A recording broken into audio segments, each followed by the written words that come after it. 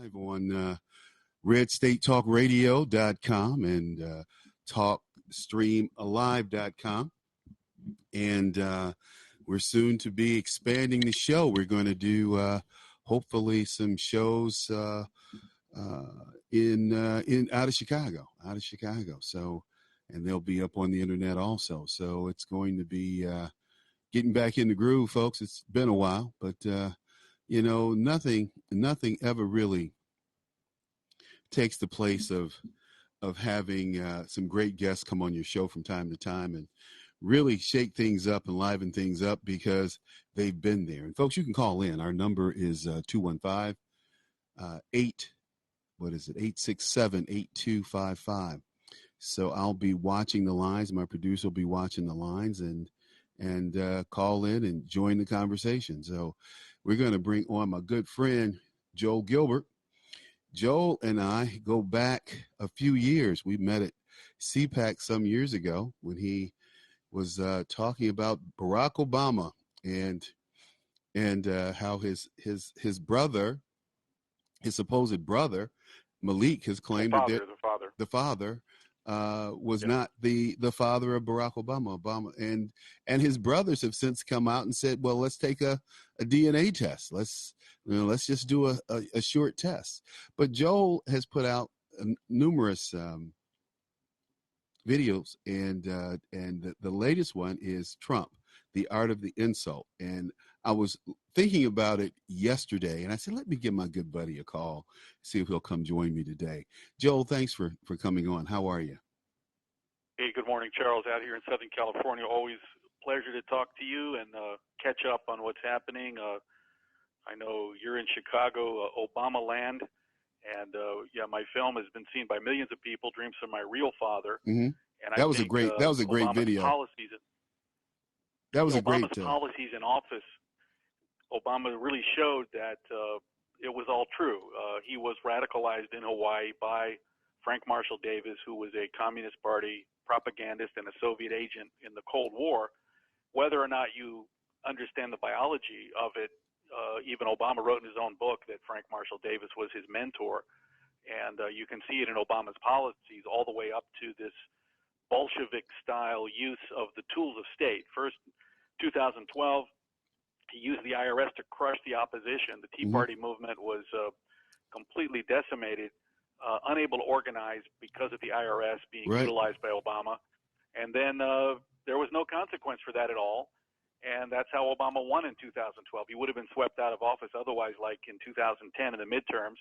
And then, of course, he used the DOJ, FBI, CIA to try to help Hillary win, and he ultimately failed. But you can just see the mentality of this, Bolshevik-style idea that you use the power you have to keep a permanent hold on power, and you have to do that because liberal policies don't work. They don't work, and that's the only way you can maintain power. Even Obama wrote in this book I just read today, where he said, well, maybe my ideas were 20 years ahead of their time, and that's why Trump was elected. Maybe it was too much change for people. And in reality, his ideas were 100 years behind the times. 1917, Russia, Bolsheviks take over and force an agenda that nobody voted for. And that's the story of Obama. It really is. And, I was looking at playing a clip. I was thinking about playing this clip on that where Ben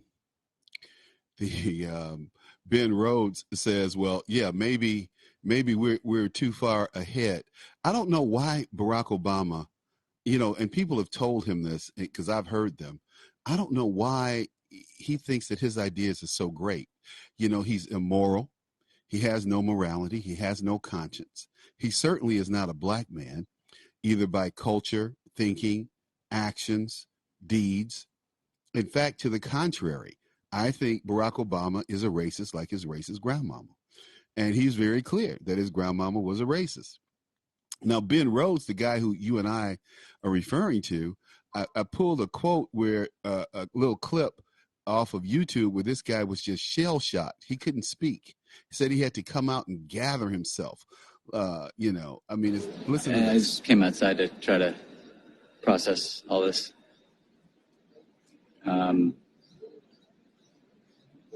This goes on for a minute with him basically saying nothing, but I'm trying to process how we lost.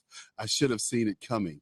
No, he couldn't see it coming because he was brainwashed by the Obama White House and all the people around Barack Obama. I think, in my lifetime, as I've told you before, Joe, I have never voted for Barack Obama, either as a state senator, and he was my state senator. He moved right around the corner from me after he won the U.S. Senate. He was less than a block from my home. And there were shootings and killings going on of children going to school, and Barack Obama didn't say anything.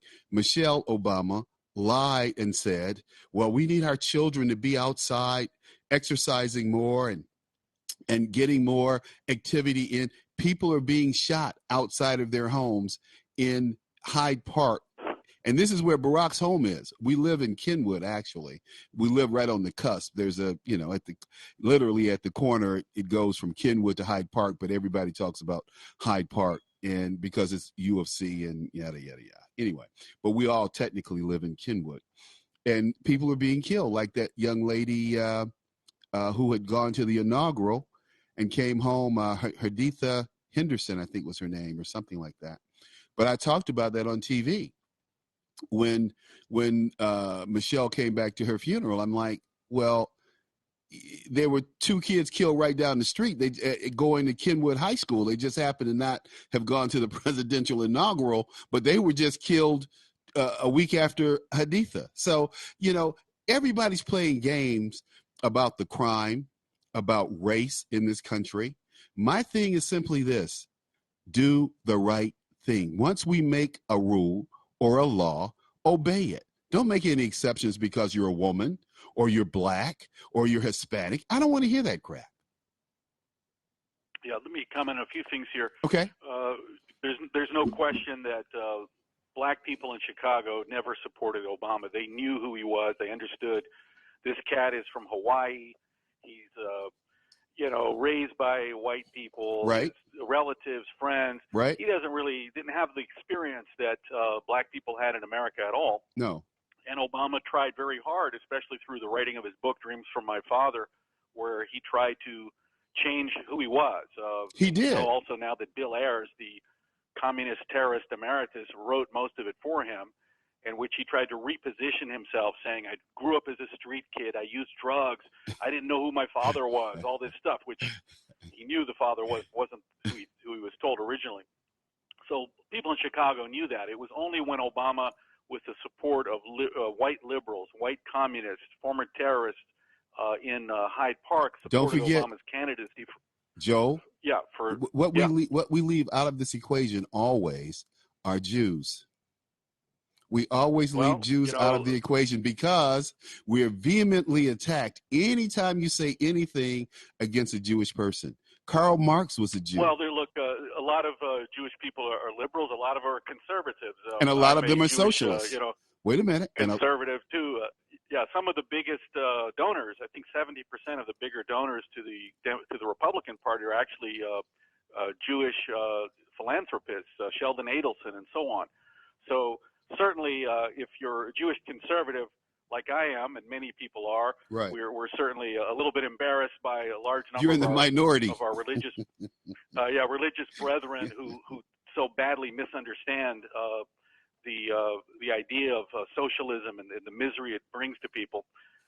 And my other comment is that I think when Obama threw his grandmother under the bus, calling her a racist, I think that was really a diversion because Obama's racialism, his racist view of the world, he was trying to hide it. It was when you have a problem, you want to deflect it somewhere else.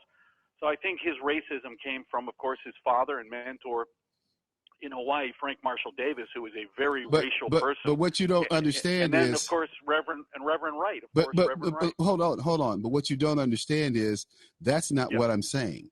Barack Obama did not like black people. He never liked black people. He always thought that he was a better Negro. That I cussed him out the first time we met. Literally cussed him out. Is that right? Yeah. I mean, he's a pompous a-hole who, in my opinion, is a lightweight punk. I always thought of him as being a girly man. I've always thought he was a sissy. That's how I would describe Barack Obama. If you asked me to describe Obama in one word, I'd say he's a sissy. And that's why I wouldn't disagree. I mean, I followed his history from Hawaii to Occidental. Then I've shown that he spent a junior year abroad in Pakistan, which he hasn't talked about. He's hidden that. Colombia.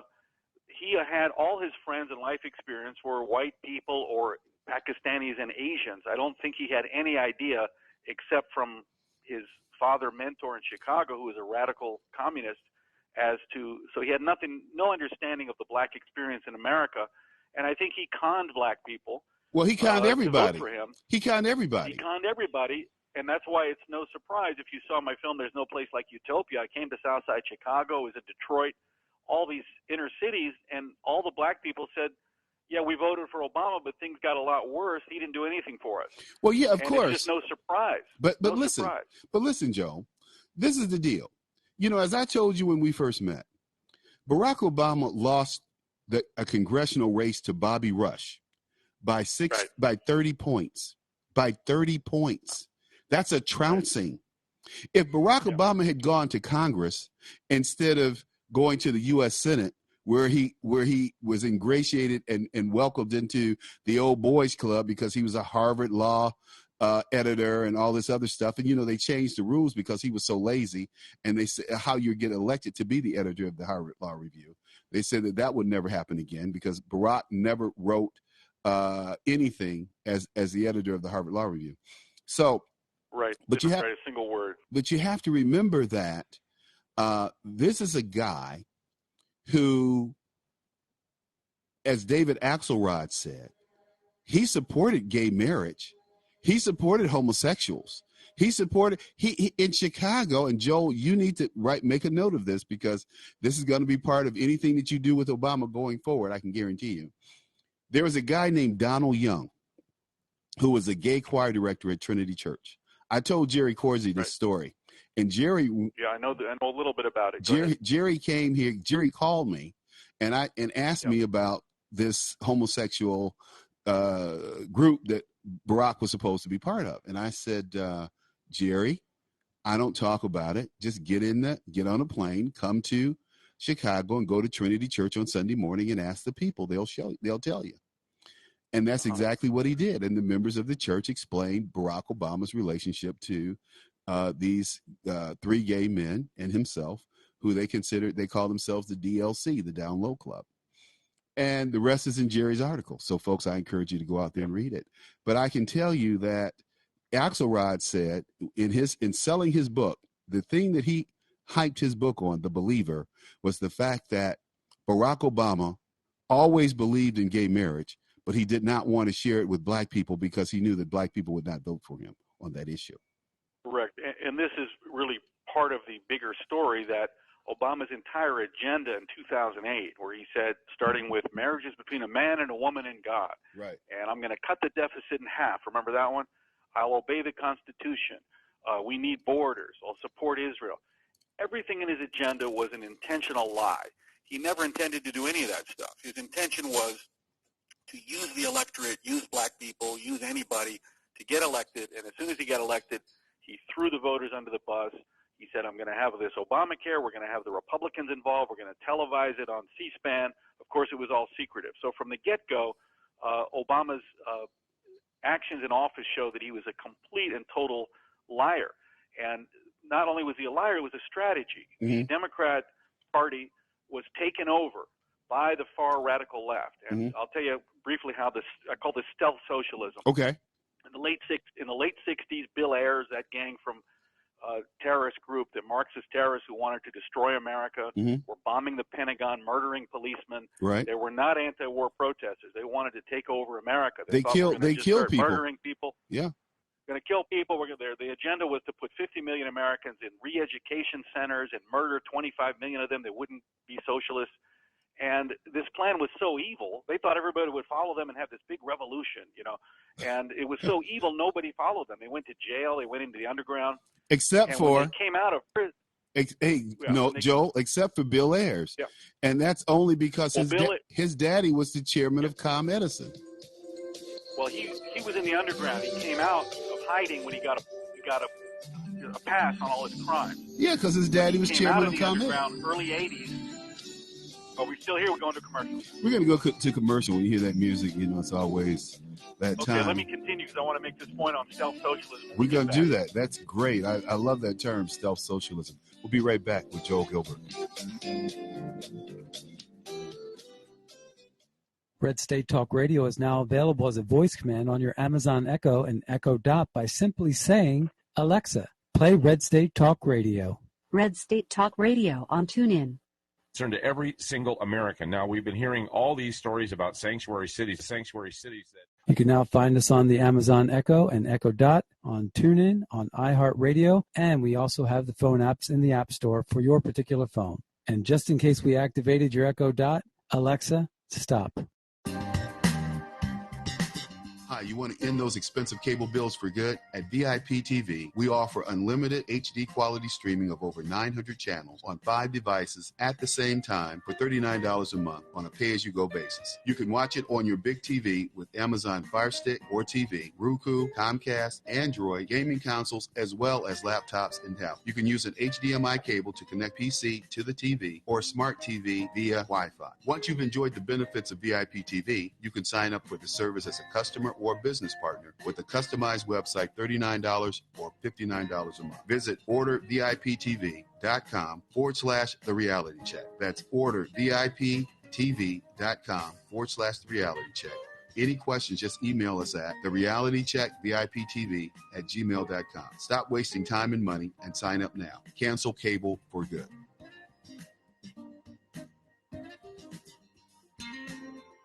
Hey, this is Leonora Cravota from Red State Talk Radio for MyPillow. I used to have trouble sleeping. MyPillow changed all that. I now fall asleep within moments of my head touching my pillow. That's how comfortable MyPillow is with its patented interlocking fill. MyPillow stays cool and does not go flat. Plus, it's machine washable and dryable. MyPillow has a 10-year warranty and a 60-day comfort guarantee. MyPillow is also the official pillow of the National Sleep Foundation, and it's made right here in the USA. MyPillow is now offering Red State Talk Radio listeners a 4-pack special with 2 premium standard or queen pillows and 2 go anywhere pillows. That's 4 pillows for the price of 1. To take advantage of this special offer, call 1-800-961-9194 and ask for promo code Red State. That's 1-800-961-9194, promo code Red State. Put sleepless nights behind you with MyPillow, the most comfortable pillow you will ever own. For the best night's sleep in the whole wide world, visit mypillow.com.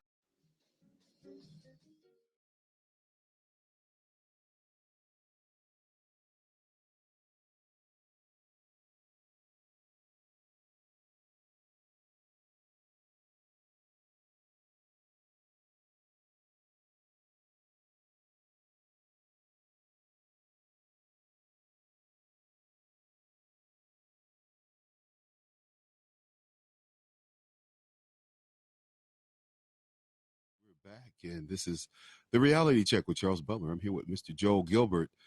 I tell you, I love his movies. I love these flicks. They are incredible. And the last one, The Art of the Insult, Trump, The Art of the Insult, is over the top. I loved it. But you were going to make a point about selective socialism? Yeah, it's going to be called, I call it stealth socialism. Stealth socialism, okay. Because, correct.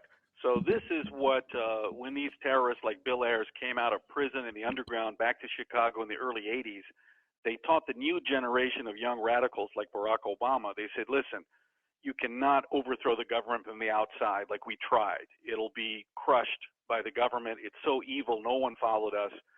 in order to take over America with this socialist communist revolution, keep your socialism to yourself. Don't tell anybody what you really believe.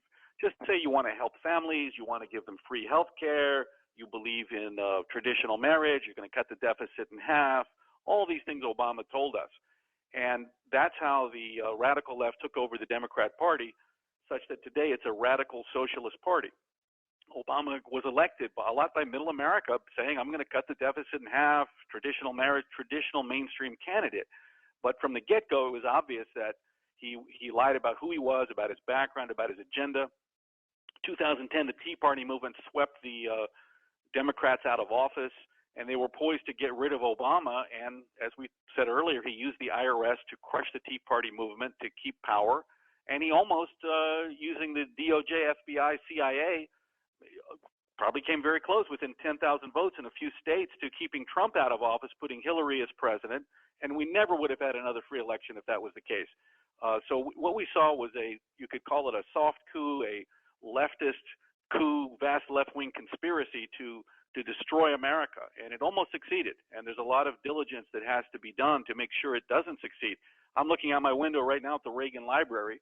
We can't forget that quote from Ronald Reagan that tyranny is only one generation away. We have to defend liberty at all times, because tyrannical forces and people that want to destroy the constitutional republic are always waiting for their opportunity. And Barack Obama took the opportunity with a agenda of lies, and then used the power of the state to stay in power and try to complete this takeover. I have a question for you. You say you were up at the Reagan Library, looking at the Reagan Library. Where are you? Because I was just up there, I think in November. I was doing some research at the library. And, that's... Well, I'm in Thousand Oaks, California, and I'm up on top of a mountain looking out the window. I can see the big rotunda where the Air Force One is housed that Reagan flew around the world in. So definitely call me next time you're out here. Okay. Yeah, I gotta. And look, the new film, anyone can see the trailer, artoftheinsult.com. The trailer is hilarious.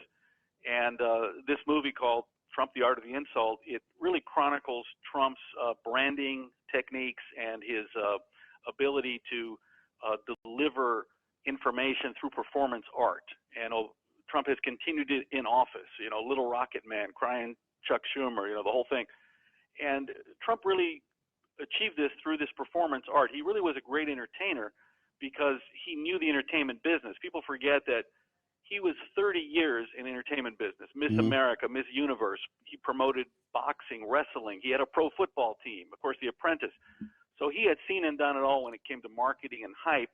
And he knew and knows how to control the media with very simple narratives and concepts. And the movie starts with really showing how Trump destroyed Jeb Bush. Jeb Bush, $120 million in the bank. He was anointed by the establishment. Trump came up with two words: low energy. Jeb Bush is low energy. And it was over. It was over because it had a little bit of truth and a little bit of humor. And people would look at Jeb Bush and say, you know what, he is really kind of low energy. So the movie just takes you all the way through the presidential race into the presidency, and it's a lot of fun, and you really get to know and understand Trump, I think, for the first time. Well, yeah, and it's always, to me, just I like Donald Trump. I've always liked Donald Trump.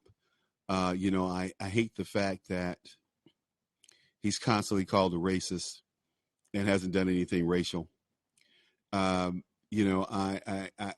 only two things that I disagree with Trump on is his stance on the NFL, because he has that definitely wrong. And, because Jackie Robinson said he would not stand for the American national anthem. So if Jackie Robinson wouldn't do it, given the times that he had, these football players are treated no differently. In fact, they're being killed and tasered, and there are numerous incidents of police officers harassing black men in expensive cars. So, including myself. So I have no affinity for cops, because I expect the worst and hope for the best. That's been my experience in dealing with police officers. I think like in any government industry, whether it's the bureaucracy or anywhere else, you're going to get some bad apples, and you're going to have some practices that are abhorrent, and some people that are abhorrent. That's why you've got these internal investigations But they and don't. so on. They don't go anywhere, Joel. I think they don't go anywhere, Joel. I think it's been Joel. I had a guy. As far as the, go ahead. Joel, I had a detective lie on me, charge me. Now you have to understand, I've been working with the police right up to the superintendent's office. I had assistant superintendents tell me that this is not going anywhere, Charles. He can't file any charges. There's no proof that anything happened. Exactly. There was no proof that this man who claimed I beat him with his cane, I stole his cane, I beat him up, and I left the scene of running, almost running him over with my car. Total lies. Everything was a lie. Not only this is what they charged me with: felonious assault, battery, and theft. These are serious crimes that you could go to prison for if you lose the case. I had to put up bail, pay an attorney, surrender my body. And when I came into the police station, the police were, "Mr. Butler, why are you here?" And when I explained to them, they were like, they knew exactly what had happened. The detective lied on me to try to get this white man some money because he thought he would get a civil case against me after the criminal case was stamped. What happened was they had no evidence that any of that happened, because none of it happened. And I had two white people. I had two white people. Let me comment. I mean, look, there's nothing more disappointing and deflating when we rely and we believe in the constitutional republic, the rule of law, and then we end up experiencing the powers that be treat us not according to the rule of law and unfairly. This happens in many areas, the areas you mentioned. Of course, Dinesh D'Souza, fellow filmmaker, he committed a small crime and admitted to it. He gave too much money to a friend for a Senate race, and was how many people are prosecuted for that?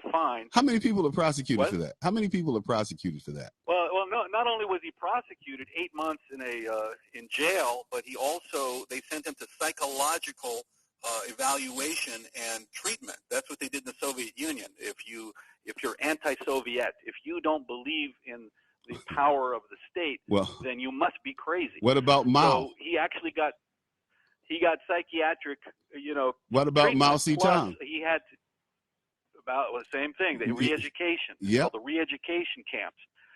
Look, when I came out with my movie about Obama, they filed an FEC complaint against me, which, if successful, you can be referred to the Justice Department and go to prison. Oh, wow. I got pulled off an airplane when I flew into D.C. The co-pilot came out of the cockpit while we were landing, and he told me not to leave my seat when we landed. 4 policemen came on, pulled me off, and started asking about different movies I'd made. Oh, my God. I just laughed at them, and they eventually let me go. Hey, Joe, hold 1 second. Hold 1 second. We'll be right back. This is good. Let's continue this. Let's continue this.